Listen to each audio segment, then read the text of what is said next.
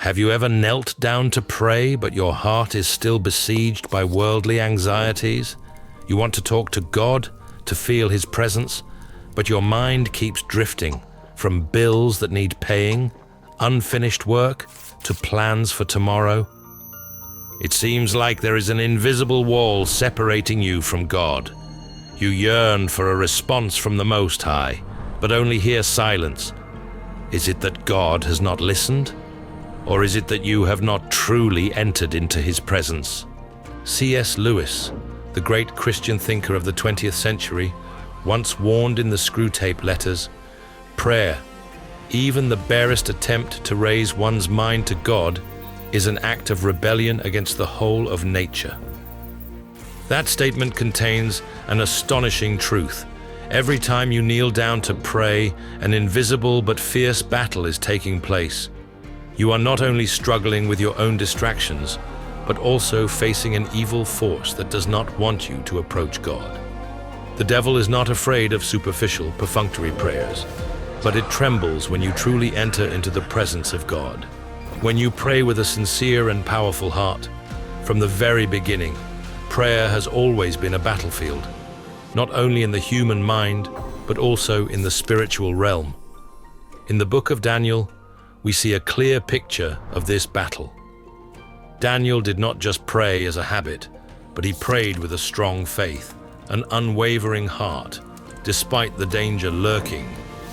When his enemies sought to destroy him, they did not directly oppose his faith, but sought to cut off his prayer. Satan does not necessarily have to make you renounce God immediately. As Lewis wrote, "The safest road to hell is the gradual one, the gentle slope, soft underfoot, without sudden turnings, without milestones, without signposts." The enemy knows that if it keeps you busy, distracted, or doubtful about the effectiveness of prayer, it has succeeded in separating you from the source of spiritual power. But Daniel did not let that happen. He continued to kneel and pray 3 times a day, as he always did, despite the decree forbidding it from King Darius. And then he was thrown into the lion's den. But God rescued him because his prayer was not just a ritual, but a real connection with God. But not everyone can pray with true power. Prayer is not simply uttering words in front of God. It is a spiritual connection, the breath of faith, and the path for us to enter into His presence. However, there are 2 ways that people often pray: praying in the flesh and praying in the spirit. These 2 forms have a clear difference, and that difference determines whether your prayer has power or not. Praying in the flesh is when your mouth speaks to God, but your heart is still full of worries, private plans, unrelated thoughts. You may read long, repetitive prayers by habit, but your mind is still wandering among the unresolved issues of life. C.S. Lewis once warned about this.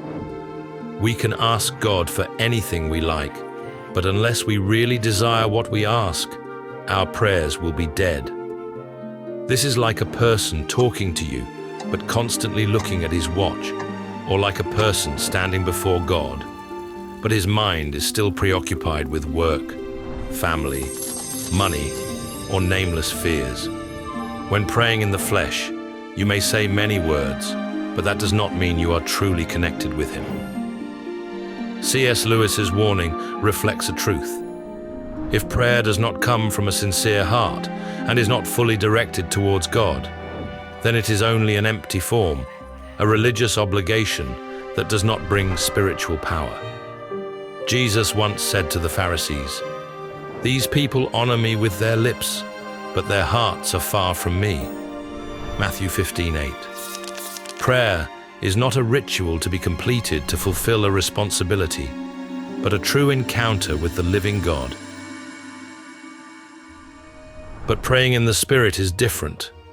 When you put down all your worries, no longer try to control the situation, but let your heart be completely directed towards God, you will find that prayer is no longer an obligation, but becomes a joy, a liberation. You are no longer weighed down by the burdens of the world, but are lifted up in the presence of God.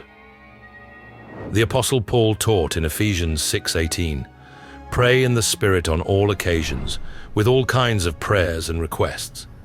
This means that prayer is not just a human action, but a combination of our spirit with the power of God.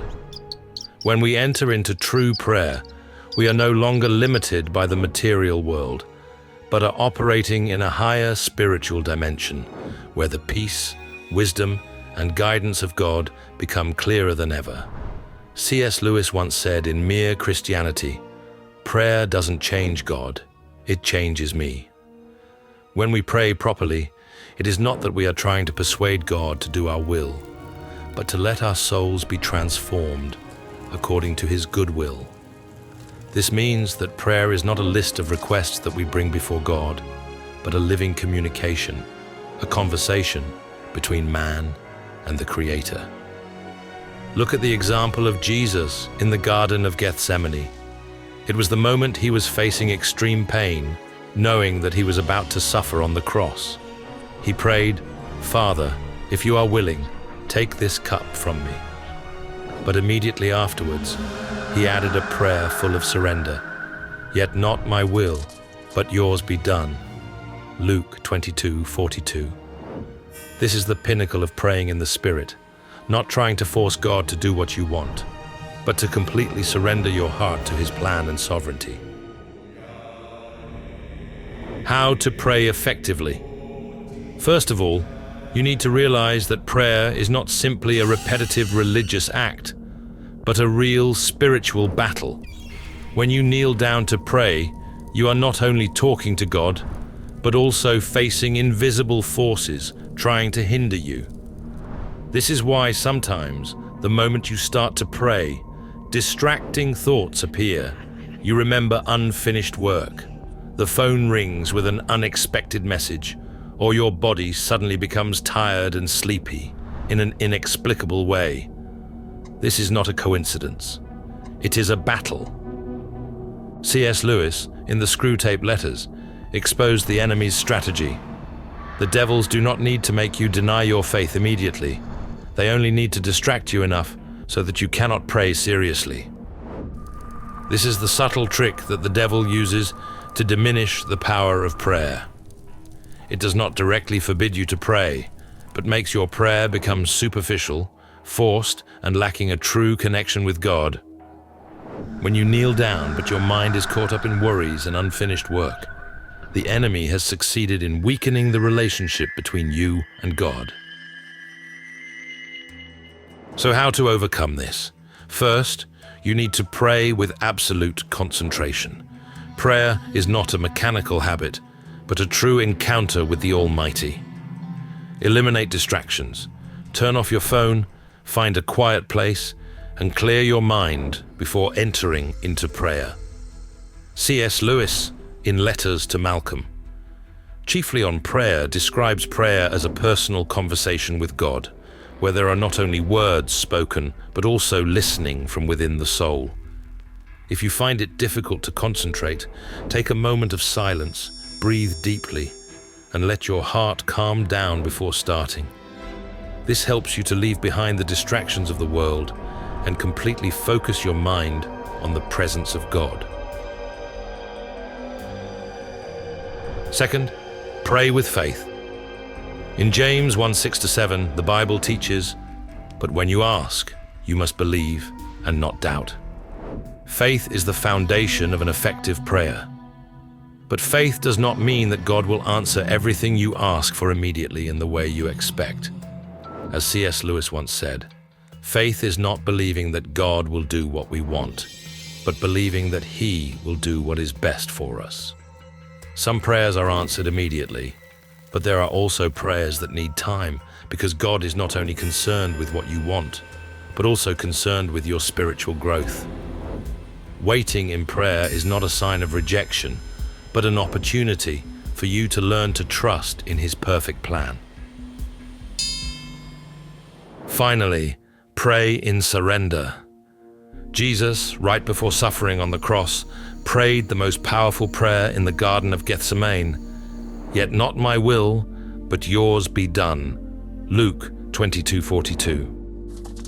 This is the pinnacle of prayer, not to persuade God to do our will, but to let us be transformed according to His will.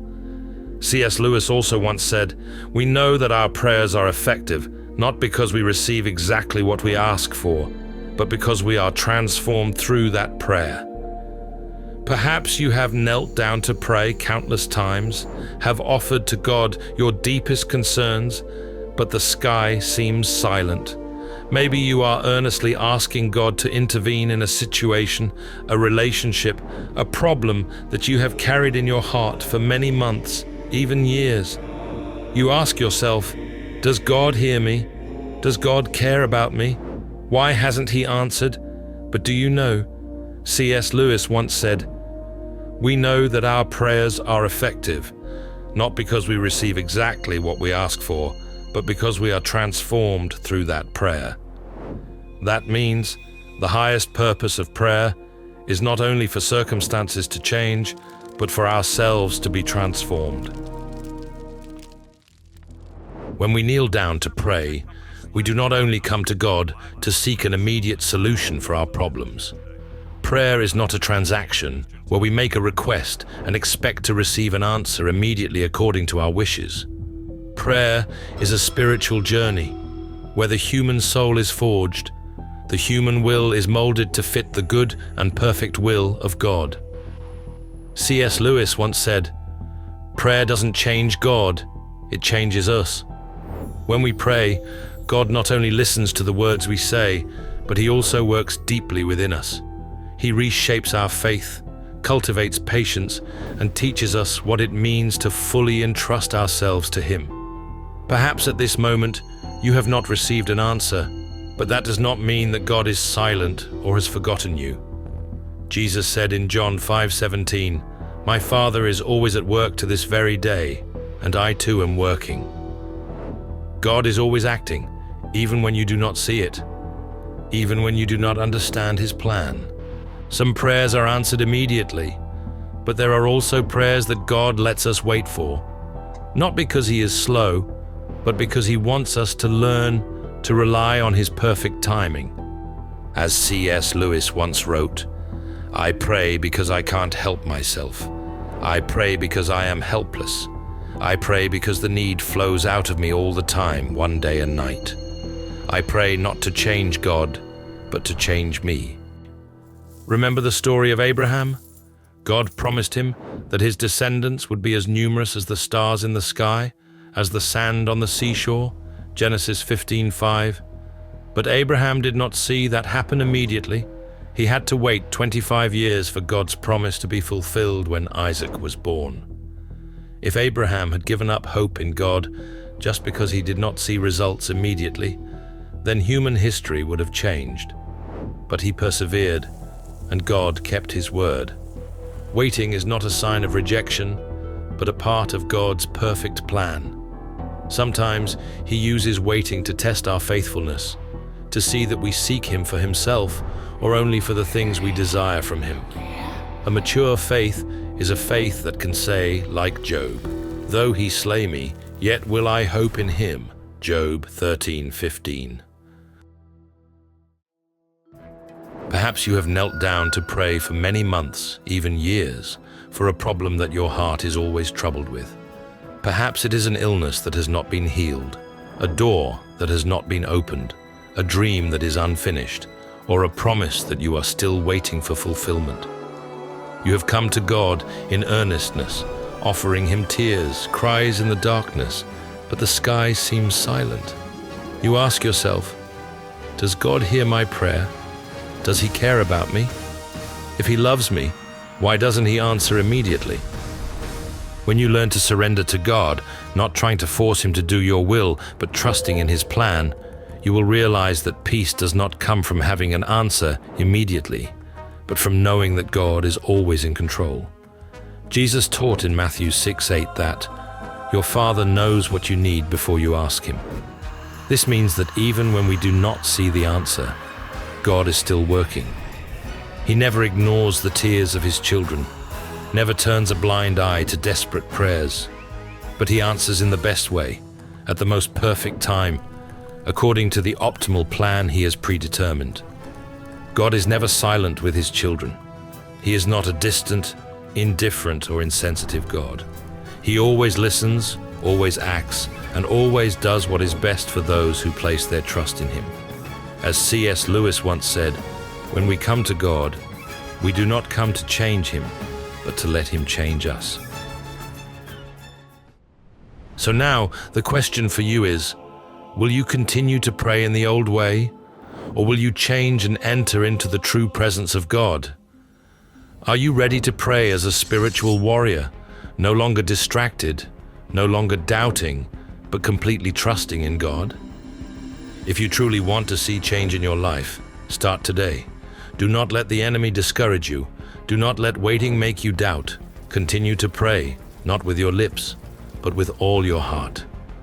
For powerful prayer is not in the beauty of words, but in absolute surrender before the Almighty. Do not just pray, pray powerfully. For Jesus did not just speak, He acted, and He is waiting for you to act. If this story resonated with you, share your thoughts in the comments below. Don't forget to like and subscribe for more in-depth explorations of history. Thank you for watching, and see you in the next video.